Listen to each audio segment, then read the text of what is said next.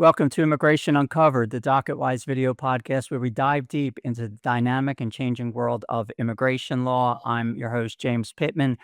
This is episode 54, and I am joined today by Divij Kishore, and he is the founder of Flagship Law, a law firm based in New York City in Manhattan.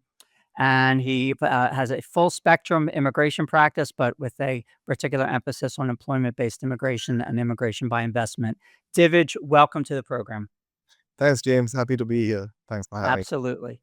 So, Divij, I've invited you on today because we want to talk a lot about the EB-5 investor visa program and the Trump Gold Card and how they intersect, and the general topic of immigration to the United States by investment. So, to start up, let's talk about your impressions of the current state of the EB-5 program as of mid 2025. Well, I guess let me put it in the context of 2024. In Okay. 2024, data suggests that about $4 billion were raised through EB-5 investment. That's $4 billion cash, which is then invested in the US market to create 10 jobs per investor. And therefore, the economic impact of that investment is much higher, right? What seems to be happening in 2025, based on the volume of cases my practice is seeing, is that there appears to be a lot of interest. There are a number of people who are very, very keen to pursue it quickly, effectively, and I'm seeing that there's a lot of follow up and interest coming in from clients who've, in some cases, gotten a little bit spooked with the overall rhetoric around the investment-based immigration, permanent immigration program in the U.S. And I view my job as a practitioner in the field, essentially to kind of calm them down, focus on the regulation, and make sure that I'm getting them the best pathway to permanent residence in this country. Okay. So, sure. But I mean, let's talk about, what specific changes have taken place, between last year and this year. I mean, how about the status of reauthorizing the program? Have there been any changes to the requirements of the program, like investment thresholds? Sure. Well, investment thresholds changed in 2022 under Okay. the EB-5 Reform and Integrity Act. At present, there is talk about a change in the form of the gold card, which we can talk about, I think, separately. I don't want to conflagrate those two issues. But what we're seeing right now is essentially a continuation of something that's been in place for at least 3 years at this point, right? The minimum investment threshold is $800,000 if you're investing in a TEA, targeted employment area. If you're investing in something else, then your threshold amount is $1.05 million. As far as reauthorization is concerned, the program on the regional center side is authorized until September of 2027, which Mhm. means that all investments that go in until September of 2026 are good. Um, Mhm. what historical information will tell us is that in the last administration that was led by this president, there was a period of time where the program was not reauthorized for several months. Obviously, that was very painful, not only for investors, but for businesses, regional centers who rely on these investors in the US. Sure. Mhm. Nothing really to indicate right now, legislatively, where we are headed. Obviously, the midterms coming towards the end of September, end of 2026 may impact that. But I don't want to engage in speculation there. I guess suffice it to say for now that there is nothing to indicate that we need to be too concerned on the regional center side of things, but that can change very quickly depending on what happens on the administrative push for the Gold Card program, what happens with the political rhetorics around this, Yeah. this I whole. mean, I'll engage in a little bit of speculation since I'm the host. But I mean, so going back to the Trump 1 administration, when we had that lapse of the several months, do we have a picture of why they allowed it to lapse? I mean, what the politics were about, or was it something else? I mean, do we know? Well, we know a little bit. We know that Mhm. the reauthorization issue got mixed in with funding the government and making sure that the government remained open. And as a result, people were unwilling to reach across the aisle, and that was resulting in challenges um, for the program being reauthorized frequently. It was causing a lot of pain for investors who were, in some cases, rushing at the last minute to make investments that they really should not. This is probably the most consequential investment that these individuals will make in their lifetime, whether it's a big portion of their net worth or not. Um, and so I think that may play in again. We've already started to see that happen a few times since the administration changed in January of this year. Um, Hmm. but again, I'd be speculating at this stage. So I would now, if it's just for me to speculate just a little bit more. So I mean, with given the push for a so-called gold card, which we're going to talk about in just a second. I don't want to sort of mix that topic in yet, but well, it looks like if they were going to push for the gold card, I mean, one wonders whether they would take the opportunity of the reauthorization deadline to try to, leverage that deadline to push for the gold card. I mean, that's if I'm going to speculate, that's my speculation of what could be in the works. But again, I know I I'm, don't want to. I'm happy to take a counterpoint to that without Okay. speculating. If you look at the dates, February 25, 2025 is the first date on which the Gold Card program was proposed. It was proposed as a replacement for the EB-5 program. That rhetoric has already rolled back to some extent because I don't think that you can do, and I think that the administration realizes that you can't do by administrative action something to undo legislation that has happened as far back as in 1990, which is when the EB-5 program was first implemented. In March of 2025, the Commerce Secretary made a statement where he indicated that 1,000 gold cards had been sold. Um, I'm struggling to understand how that statement was made without legal basis. On the 3rd of April, a prototype of the card was shown to the press. In June of 2025, the Gold Card website was launched where you can express interest. And I think on last estimates, I saw that the expectation was somewhere around 70,000 people had expressed an interest, although I'm sure it's much more than that. I will say I have put my name down there. I want to know what the Gold Card is as soon as we possibly can, but I'm not going to invest $5 million. Um, and I think it's also relevant to mention that as of I think the 7th of May 2025, there was a report in Wired. I think they were the first ones to report it, which indicated that applicants for global entry were seeing the Trump Gold Card as one of, I have a pending Trump Gold Card application pending, um, as one of the categories that they could pick.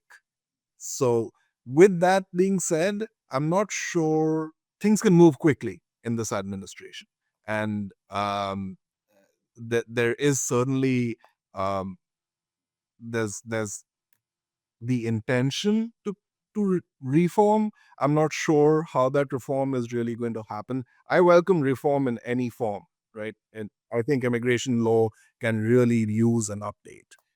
And whichever administration does it, I'm just happy for there to be reform. I just don't think that this is what reform looks like.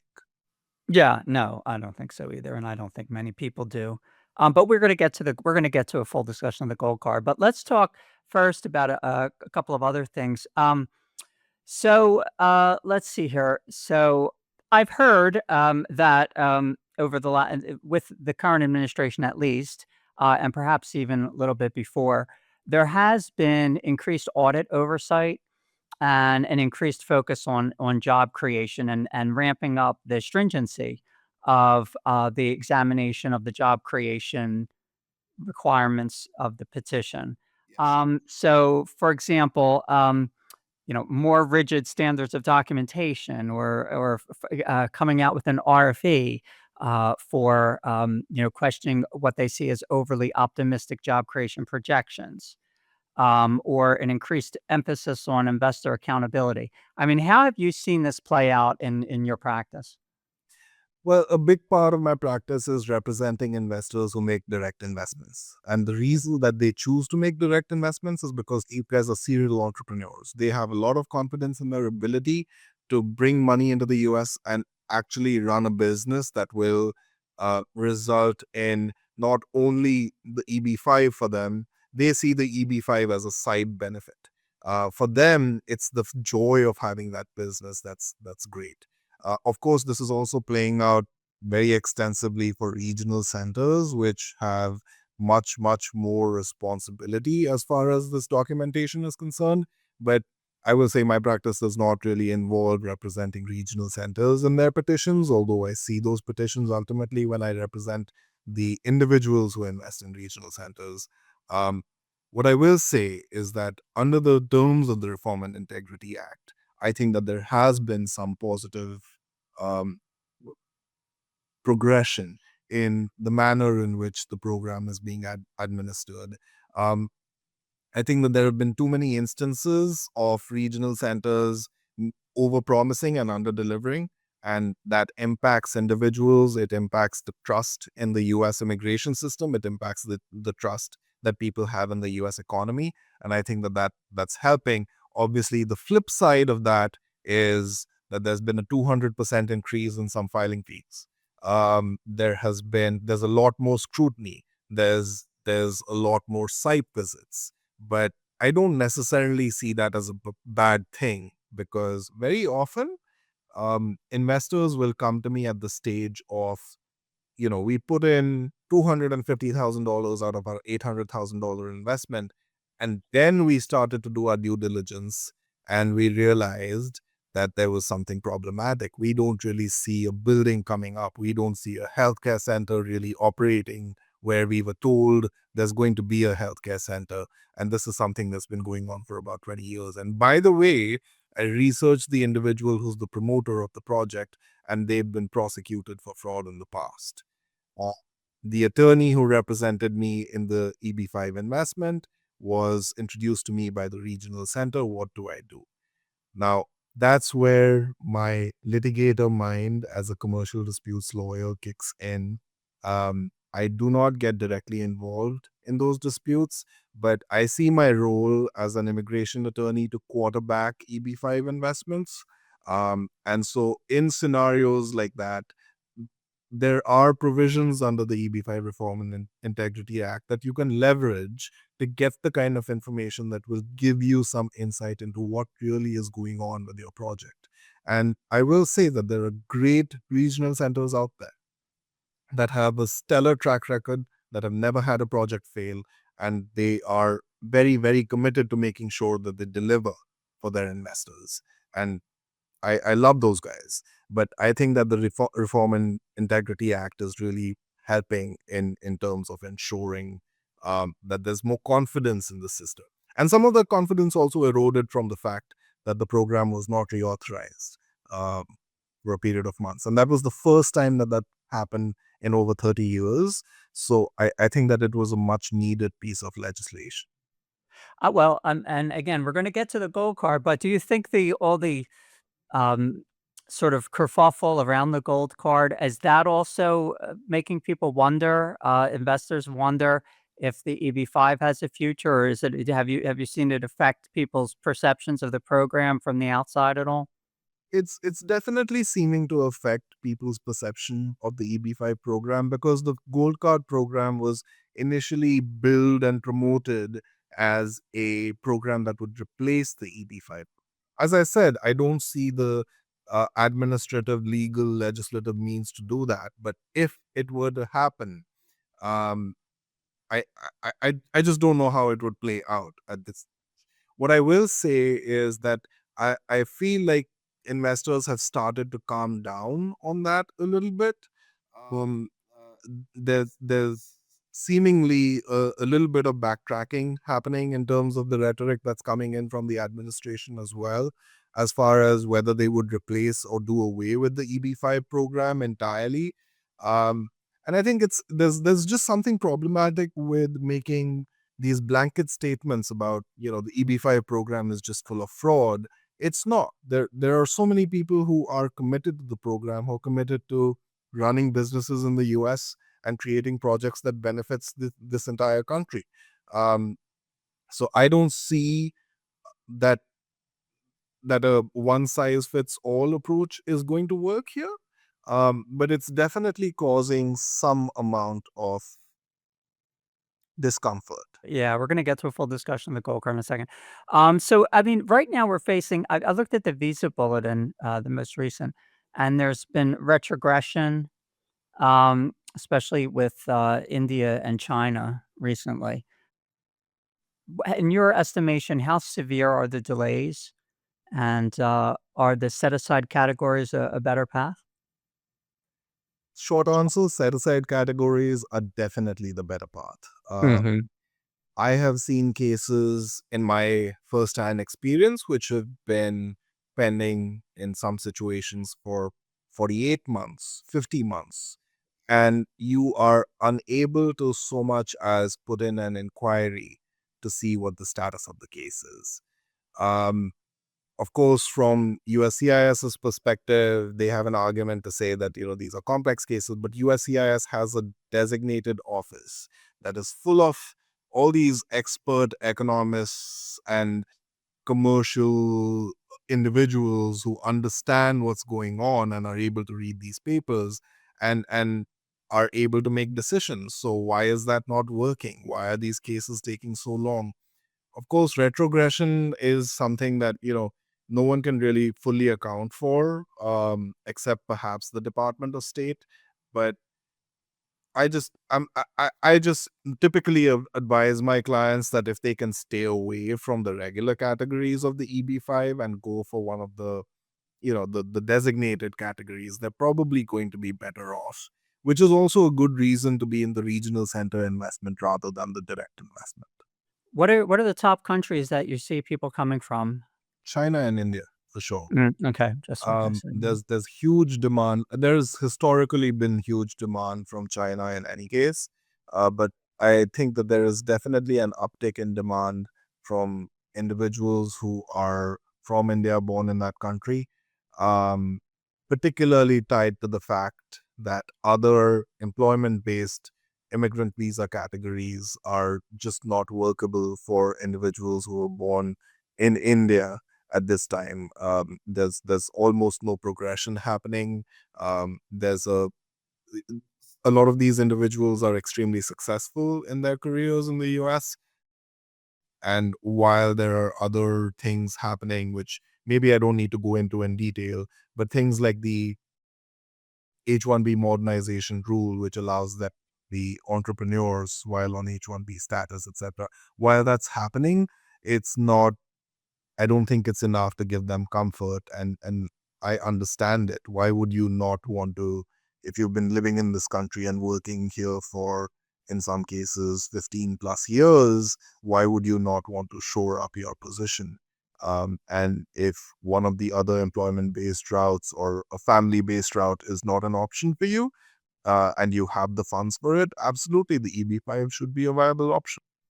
see, now that's interesting because that angle is sort of I mean, a lot of people would think that when you're talking about immigration from investment, you're talking mostly about people who have sort of made a fortune or made a lot of money outside the United States and then just want to come here by virtue of making the investment, creating jobs. But you're talking about people who have been working in the United States on other visas and have done so very successfully. And then they're just foreclosed from other employment-based immigration pathways and they don't have a family, they don't have a qualifying relative for a family-based pathway. So you're seeing people who are using the EB-5 program from those demographics. That's correct. And I will say that um, in my practice, I do end up representing people from the technical fields, STEM fields quite a bit. And these are all individuals who are working in big tech. They've had long careers in the US. They have, in some instances, been listed as inventors on patents. They've authored uh, research that's been published in tier one journals. Uh, and they're rewarded for being as good as they are, as they should be. And as a result, they have the funds now to be able to um, essentially pursue a different green card pathway. And I would say it's not, I don't really view it very differently from purchasing lawful permanent residence in the US. So long as you are doing it the right way, being guided correctly, investing in the correct regional center. One thing that I always like to tell my clients is that it's not just an immigration attorney that you need to be speaking with. You need to speak with a corporate law attorney. You need to be speaking with a securities attorney. You need to understand what you're investing in and do a diligence really before you actually invest. So that demographic that we're talking about right now, people who had successful careers on working on visas in the United States and are going to use EB-5, you see those as mostly going toward the regional centers, because they probably want to maintain their existing career. They're not the entrepreneur demographic who's looking to establish their own enterprise. Well, I think that that's the more practical route. It doesn't have to be, but it is the more practical route. For example, someone who's on the H-1B visa, working in big tech, and decides to set up their own enterprise as an EB-5 enterprise. One of the requirements of the EB-5 is that you have to be directly involved in the operation of the enterprise. How do you do that before you've gotten work authorization through your EB-5 based green card application? Um, so you, as of January, under the H-1B modernization rule, you sponsor yourself, but that raises a whole different set of questions, which, yeah, I feel like we'd go into a bit of a tizzy if you started going through all of that right now. So let's talk about let's actually get into talking about the Trump Gold Card because it's really what threatens to create a sort of an earthquake in this whole niche. So the Trump Gold Card essentially, the way it's been described is applicants would, in theory, pay $5 million, which, and there would be no job creation requirement. There would be a special tax treatment. Mhm. It would be a fast-tracked route to permanent residency, and there was some talk, I believe there was some talk of an expedited route to citizenship, which again is something which can't happen without legislation. The whole program can't happen without legislation. Let's take these requirements one by one. Sure. I mean, what do you make of the fact that, let's just start with the most obvious thing. What do you make of the fact that the requirement here would be, 5 million versus the current requirements under the EB-5 program? I mean, what does that mean in terms of the demographic it would appeal to, the number of people who would, theoretically be interested? How does it compare to requirements of comparable programs around the world, if you have that information handy? Yeah, and your any other thoughts on the 5 million requirement? Yeah, happy to talk about it. I think that it's easy to talk about it in abstract terms and say 5 million sounds like too much. Not too many people would want to invest that. I can't imagine that there would be enough demand. But I think if we put it in real number terms, it starts to become a little bit clearer. So the Trump Gold Card program is being built currently. And I'm saying currently because it's kind of evolved since February in the manner of, or in the nature of the rhetoric surrounding it. But it's being built currently as a program that would pay down the debt deficit in this country, right? Mm. $36 trillion of debt would be impacted by the investment that is going directly to the federal government, I assume. And the reason I say I assume is because initially it was meant, or it was spoken about as a program that would replace the EB-5. So how do you do that without, having the job creation requirement and investing in a business, etc. So maybe we're not talking about a replacement for the EB-5, but an alternative to the EB-5 that is slightly better than the EB-5, because the EB-5 makes you subject to global taxation, whereas the Trump Gold Card would not. And we can talk about that in more detail. Let's talk numbers first. There are, by estimates, about 33.5 million people with at least $1 million outside the US. Only 1.5 million non-Americans are said to have net assets of a value of 5 million or more. assuming that everyone invested, each and every one of those individuals invested $5 million, how many investors do you think you would need to pay down the full deficit in this country? I'll give you the Let's answer. get out the calculator. 7.2 billion. Oh, right. So it's how many individuals are you really expecting will invest in this program to make a significant enough dent in our trade deficit here? Um, let's and everything else that we're talking about. Let's not get into the economics of it, but let's just talk about numbers again, right? There's an organization called Henley and Partners in the UK. They report that there are about 142,000 millionaires who will be driven to leave their countries over the course of the next year.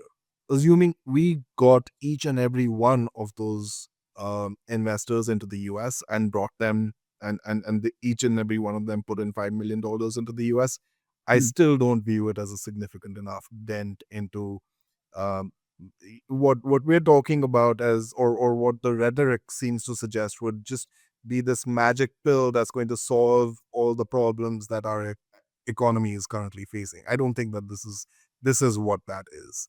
Um, there's been talk.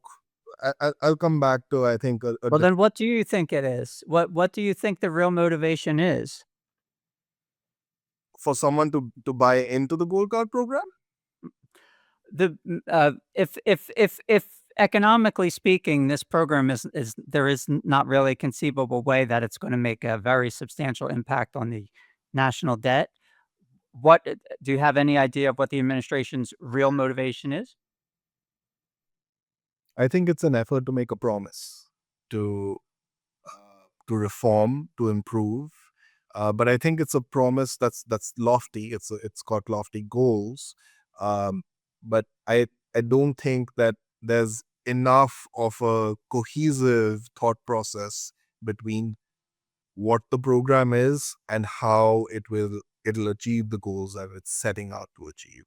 Um, I understand that there's been some sort of involvement from Doge as well in the program and developing systems around the program. But if you look at who in Doge has been involved, and without naming names, I mean, these are folks who have openly engaged in xenophobia and have been called out for it.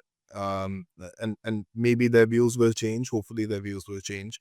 But I don't think that those are the people that you want making decisions on such critical policy matters for this country, right?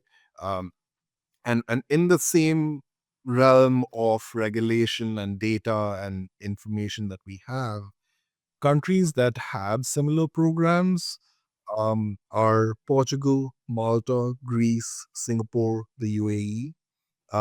Their programs are not as anywhere near as expensive as $5 million, and countries that have tried it and either suspended it or have terminated it, suspended pending investigation, include Spain, Latvia, Cyprus.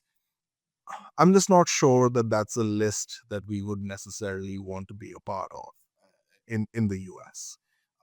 But if I really had to put my finger on what what demographic of people is going to invest in it without engaging in speculation, as I said, I like to focus on data that I have, information that I have. One of the things that strikes me is birther tourism, right? Individuals who are high net worth who come to the US only to have children or deliver children with the intention being that their children will have US citizenship and therefore be better off in the long term. And I'm not saying that that's happening in real life. If it is, these are individuals who have the resources to spend $5 million and not even bat an eyelid. The fact that that would ensure that they can do that and not make their global income taxable in the US makes it even more valuable for them. It's very interesting, and it's highly counterintuitive because we hear in the media, the rhetoric always focuses on birth tourism, people crossing the border just to have a child, things like that, especially the southern border.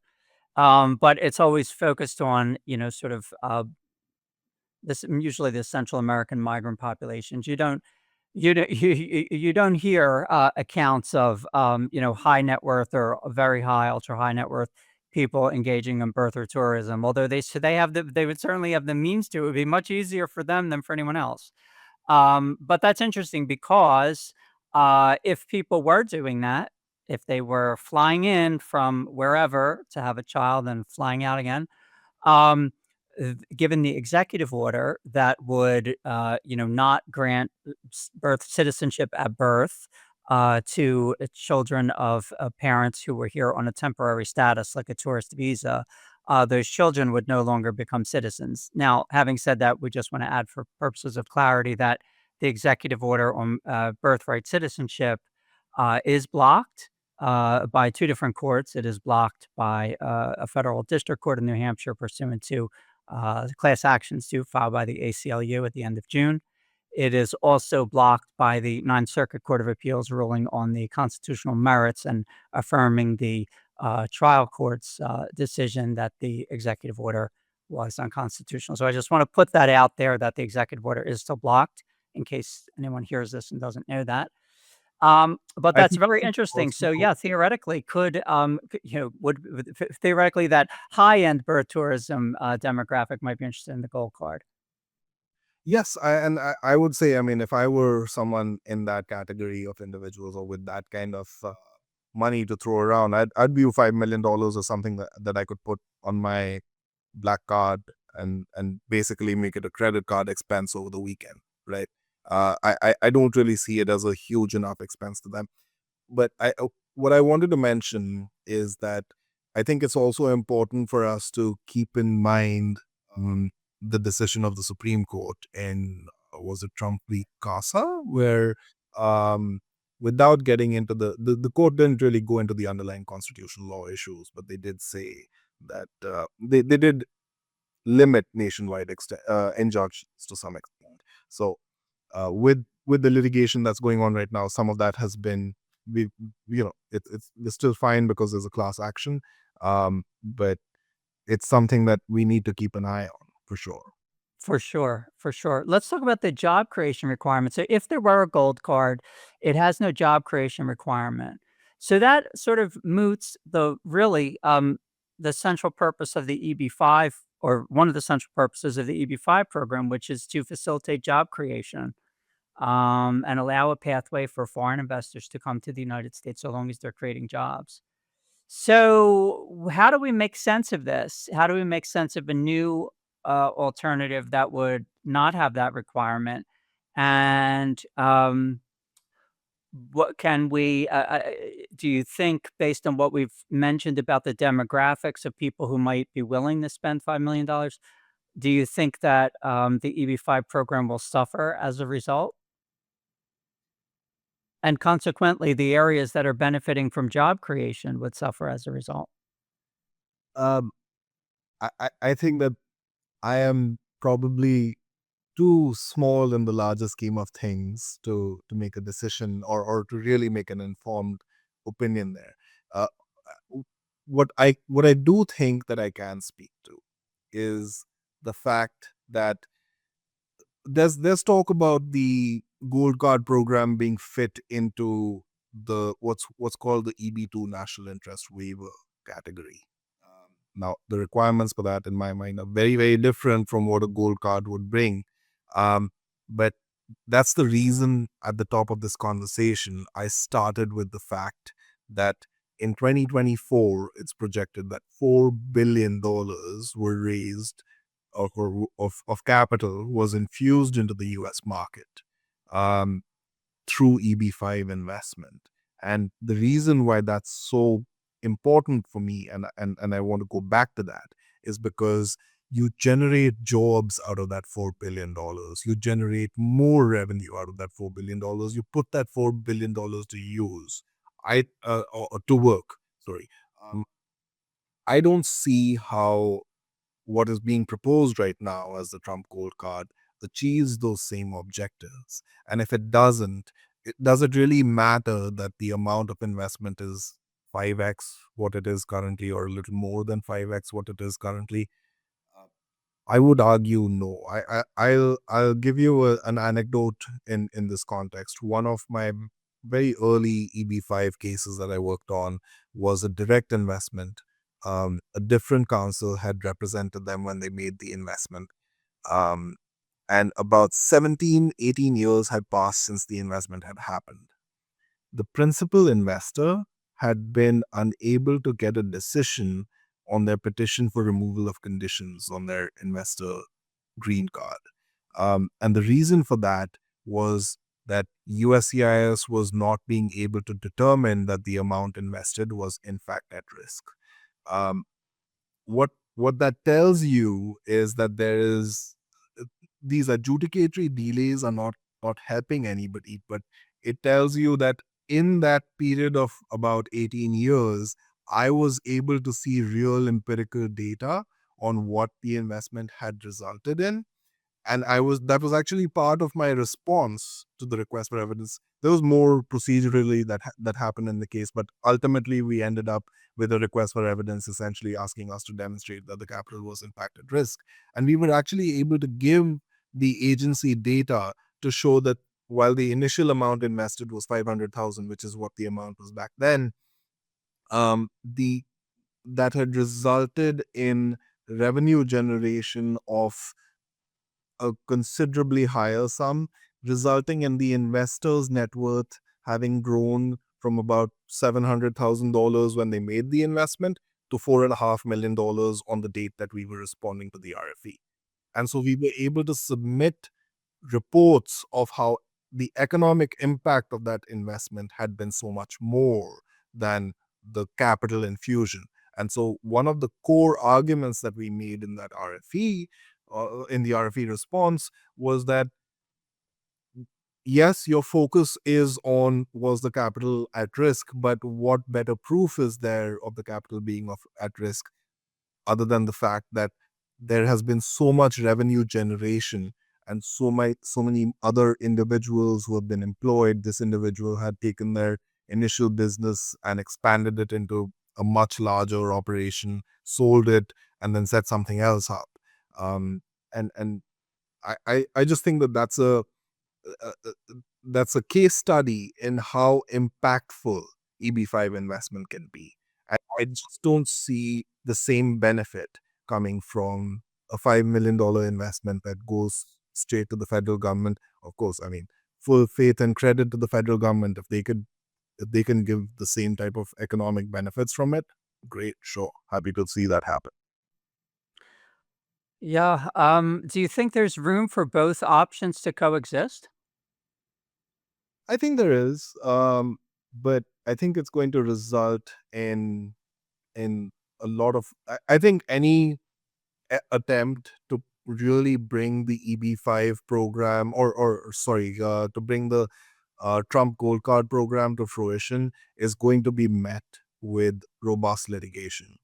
I don't see a way for them to for the administration to do it in this environment without breaking a number of things. EB-5 investments are the subject matter of legislation, regulation.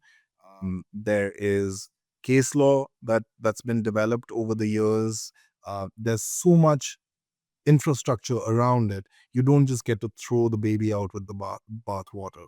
Um, and when someone makes an EB-5 investment in the US, not only are they working with USCIS and meeting USCIS regulations, they may be working with the Department of Labor, they may be working with the SEC, they may be working on CFIUS, right? We don't know how much of this is going to apply to a gold card investment. So certainly there will be litigation, but in the event both programs are, in some world coexisting, um, I'm struggling to see a reason for a sophisticated investor uh, to say I'm going to put my funds into the gold card program as against the EB-5 program, unless they have some reason to rush U.S. citizenship or rush green card status in the U.S., which I think in with a country that takes its national security so seriously, as it should,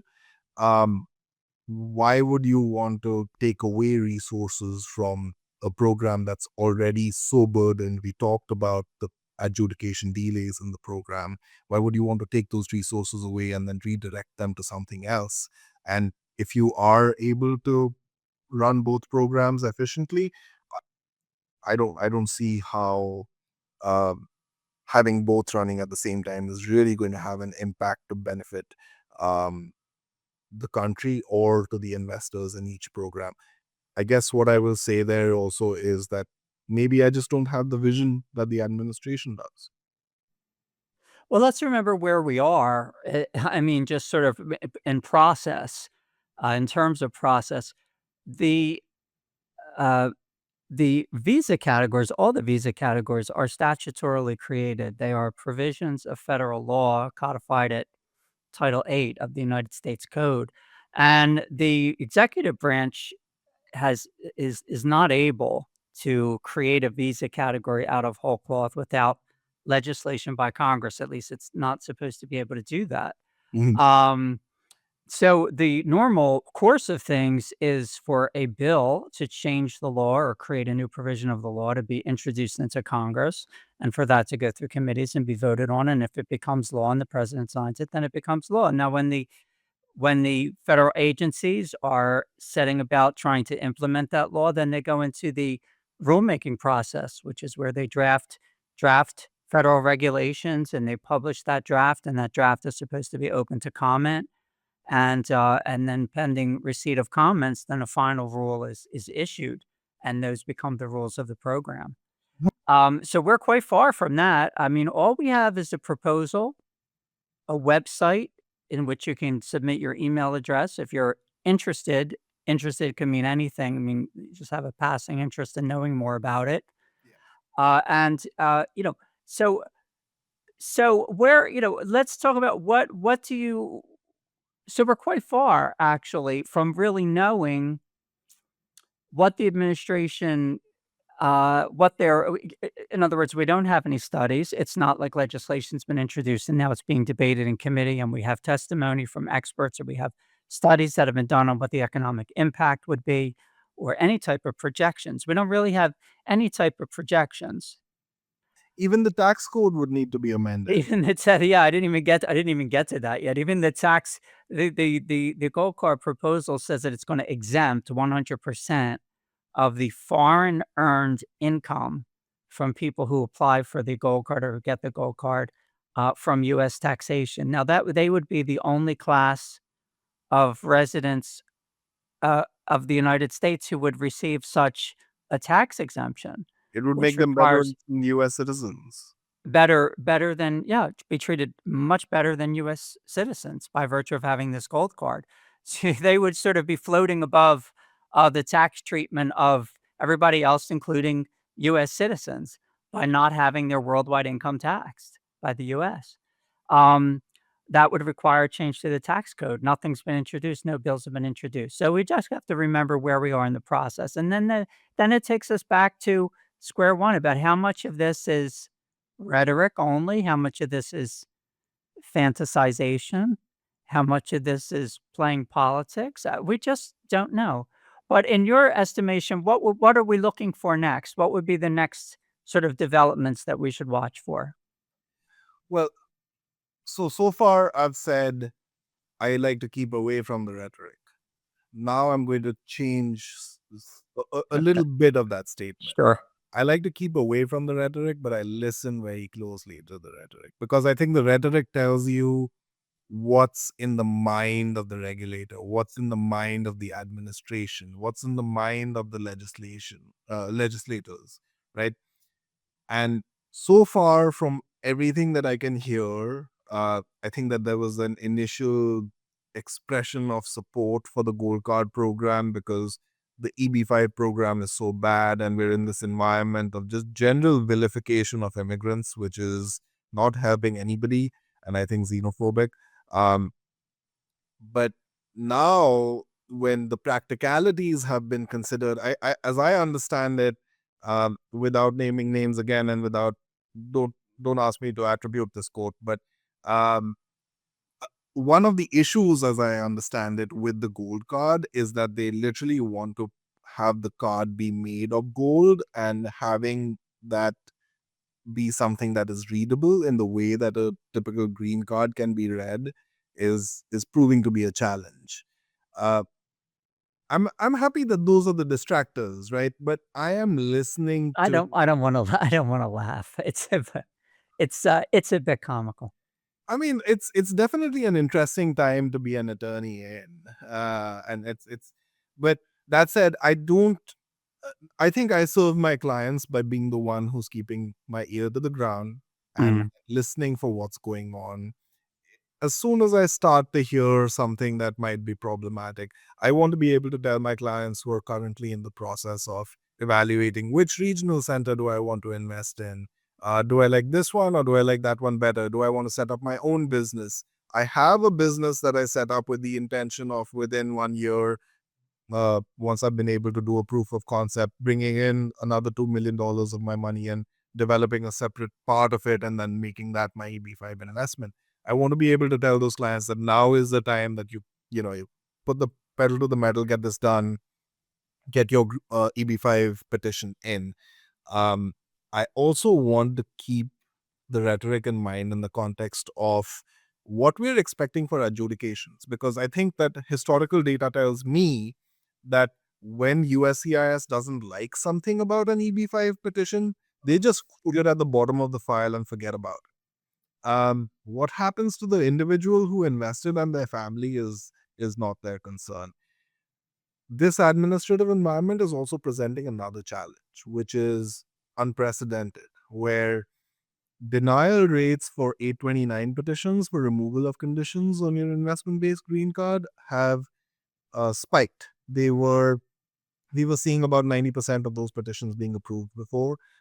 Now we're seeing only about 76% being approved, which may not seem like a bad number, but in my mind, that's a really bad number. Like for me, one denial is a bad number. Um, and that's why I want to keep an eye on those adjudicatory trends to see what we need to do. My practice is quite reactive in that sense, and my practice as an immigration attorney has been almost has been majority during an administration that's been led by this president. So it's been very actively evolving based on the volume of cases that I'm doing, Mhm. what the RFEs are raising questions about, how much evidence do I want to share, um, at the initial stages, how much evidence do I want to maybe save for the instance of a request for further evidence. Um, at the same time, there's this proliferation of the use of AI, and there's a temptation, of course, in the context of big numbers to use AI to crunch large documents. Um, and as lawyers, I mean, I will tell you from firsthand experience, I don't like to deal with numbers.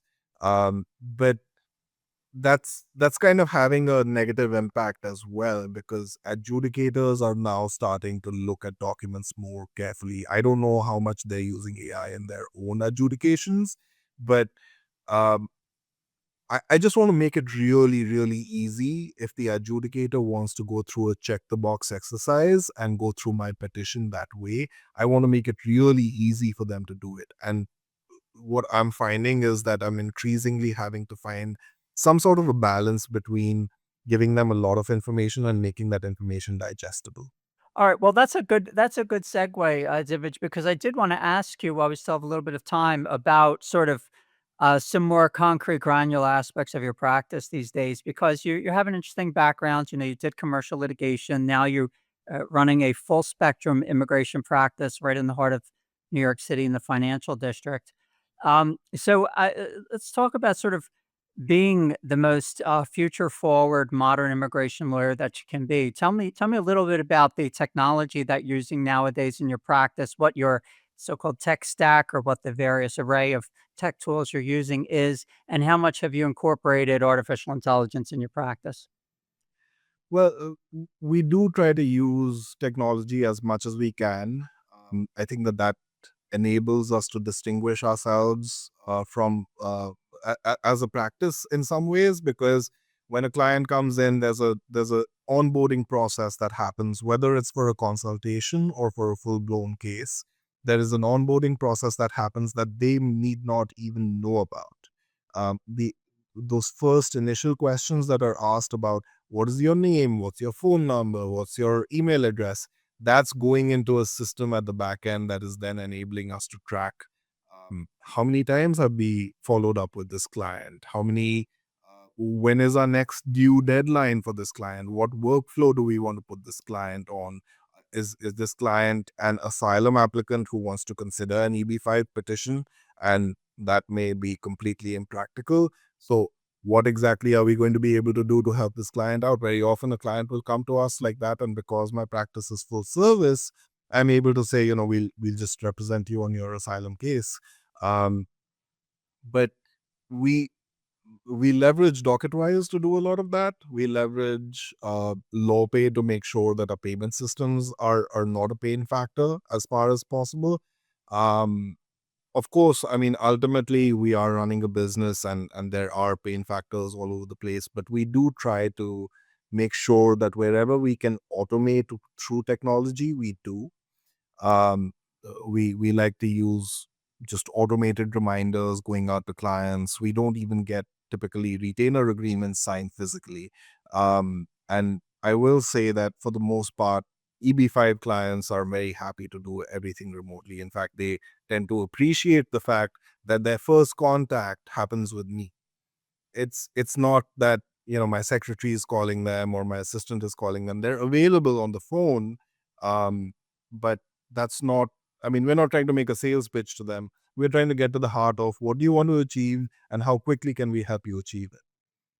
And that goes for someone who's going through an EB-5 process and therefore making a much more significant investment in the US market, and for someone who's, going through an E2 or an O1 or an L1 process and making maybe comparatively a lesser investment, but in their scheme of things, I mean, it's their business. It's literally their baby. It matters to them more than anything right now. I want to make that as painless for them as possible. Now, with that being said, as far as AI is concerned, I do have some reservations because I just don't think I know enough about it yet. I feel like I need to learn more to understand what amount of data is being, is completely confidential. What do I need to redact? I have clients who I represent who are in tech, as I mentioned. They would hate for me to put their information about their technical solutions onto an AI platform that they might directly compete with, and there's no way I'm ever going to do that. At the same time, um, for a list of documents to be compiled by AI, that's something that's really easy to do. But I want to be really, really mindful about what names I'm putting out there. Am I naming my client by their name, or am I just calling it company? Am I naming their technologies? Am I putting in a lot of information in terms of what uh, their underlying solution might look like? Probably not. And I mean, I my concerns are surrounding the fact that I don't want this information kind of getting mixed up. The worst case scenario for me would be that I put in client A's information and it turns out client B's draft, or somehow mixes client A and B's technology and kind of gives me like a mix of it. That's a little scary to me, and I know that that may make me a little bit archaic in the way I practice. Um, but I'm happy to be educated. I'm happy to be. I was just at Taylor National. I was speaking to as many people as I could. There were so many vendors on the floor. Um, and if I'm given the comfort of being able to use AI in a way that I can maintain my client's confidentiality and remain ethical 100%, I would do it happily. That's all good advice that you've given, and, I it's nothing wrong with sort of being cautious about things, but, I hope that we'll have a chance to talk more as the technology develops, because the number of solutions is and the number of applications is really just growing so quickly. We're really in a boom time, and there's a lot of great tools that are coming out to dramatically speed up producing work and managing client communications using AI. We in docket wise, we've incorporated the AI, writing assistant that allows you to change your tone and edit and translate and polish your writing and make it clearer so you can communicate perfectly every time. But I'd love to talk more about it. I want to ask you another question though, another area that I'm very interested in hearing practitioners talk about is how to deliver an exceptional client experience and gain the client's trust. So what are your, let's say, three best tips for creating an exceptional client experience and gaining trust? Number one, responsiveness. So this is something that I was trained on from the day I first stepped out of law school, probably even during the law school.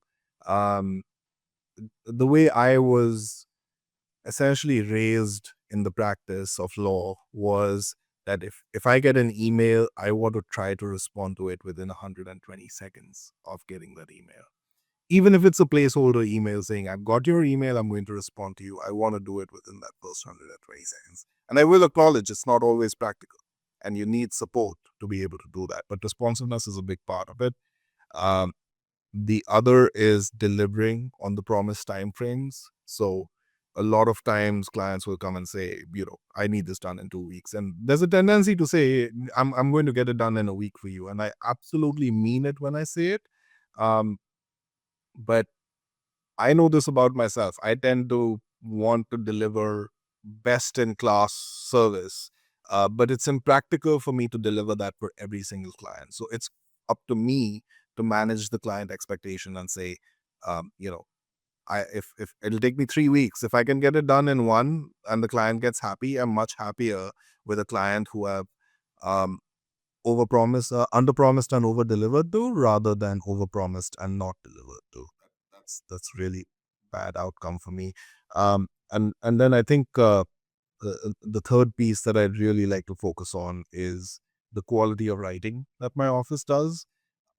I know that there's, as an example, cover letters in an EB-5 petition, right? USCIS is likely not reading them in a lot of detail. But I do put in the effort of breaking down the criteria for them and listing the various elements of the requirements and the evidence that goes to each requirement. And I do that for each case, whether I'm doing an EB-5 or an O1, which is very, very evidence heavy. Um, because as I said, at the end of the day, I want to make the adjudicator's life as easy as possible. I want to make it as easy as I possibly can to get them to issue an approval. And I will say that I've seen some success in that. The idea is to minimize and mitigate as far as possible the chances of a request for further evidence being issued. And we do see some success in that happening. All great advice. Yeah, all great advice.